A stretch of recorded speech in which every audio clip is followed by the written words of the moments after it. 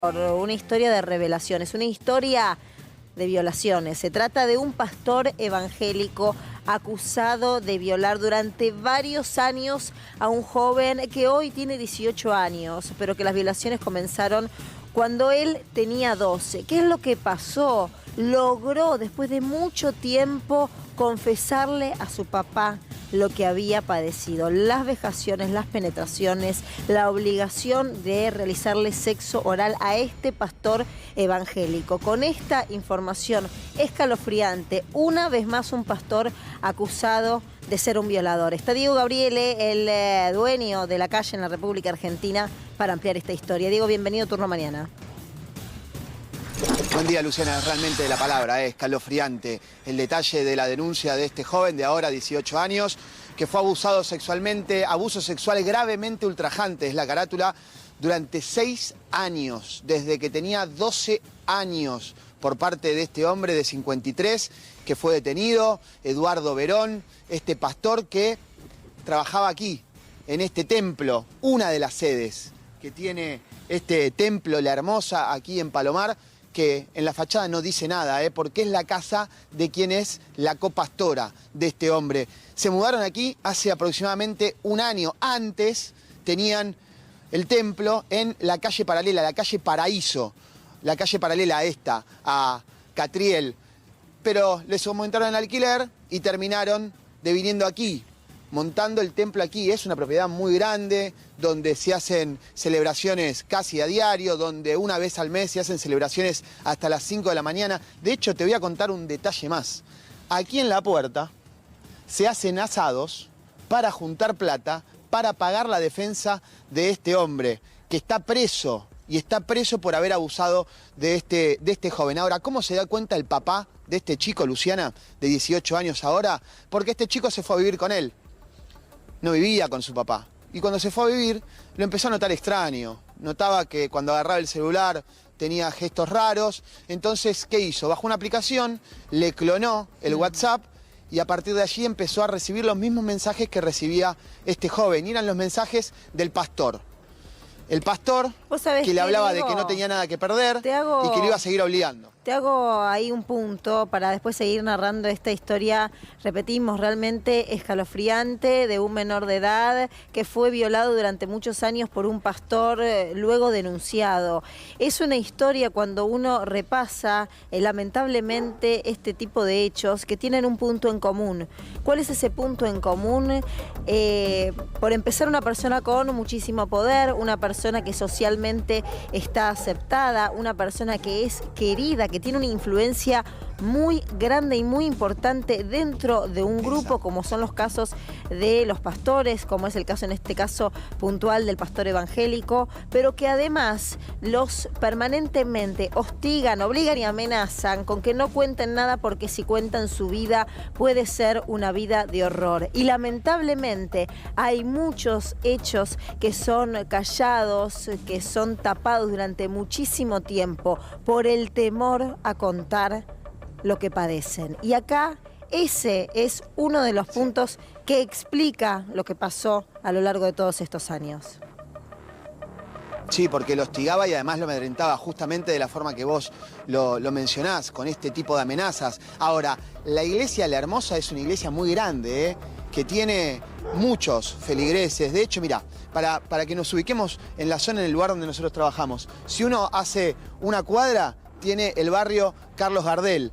Allí es donde está la sede principal. Esto es el anexo. Aquí funciona el anexo de esta iglesia, que es donde este hombre estaba o pasaba mayor parte del tiempo. La casa de este hombre, donde llegó la policía intempestivamente a allanarlo, a llevarse computadora, a llevarse celulares, elementos que ahora te voy a contar la importancia que tienen, es esta, exactamente enfrente de donde funciona el anexo, este anexo que te contaba, donde se hacen los asados, donde se hacen celebraciones que son muy importantes, multitudinarias, y donde vienen, Luciana, muchos chicos. Diego, recién decías chicos. y narrabas cómo el Estamos hablando padre... de chicos muy chiquitos, ¿eh? Sí, es que este chico cuando empezó a ir además a esa iglesia era muy chico, era verdaderamente muy chico. Recién estabas contando cómo descubrió el padre a partir de clonarle el teléfono los mensajes que empezaba a recibir. ¿Qué mensajes recibía este joven de hoy 18 años que hace dar cuenta al padre que algo estaba pasando? Le mandaba mensajes hablando de que él no tenía nada para perder, que en todo caso si esto se descubría el que perdía era el joven, que la responsabilidad era de él, que ya no había marcha atrás, que no había por qué cortar el vínculo. Todos esos mensajes llevaron a que le pregunte al hijo y el hijo le termina contando y le termina mostrando, y esto obra en la justicia, obra en la denuncia, material que le mandaba este hombre. Y este material da la impresión, por lo menos así lo entiende la investigación, que no era el único caso de abuso, porque le mandaba imágenes de chicos, muy chicos, en ropa interior. Es escalofriante, Diego. Estamos hablando de un pedófilo disfrazado de pastor. Claro, totalmente, es la punta del iceberg.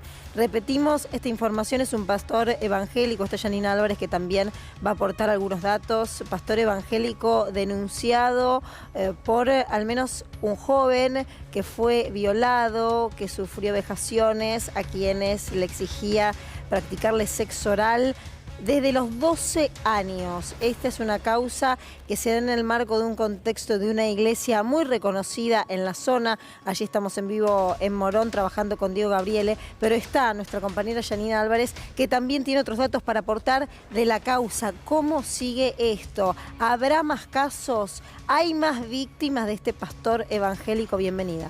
¿Qué tal, Luciana? Y ese es el punto. Estamos hablando de este hombre de 53 años, Eduardo Horacio Verón.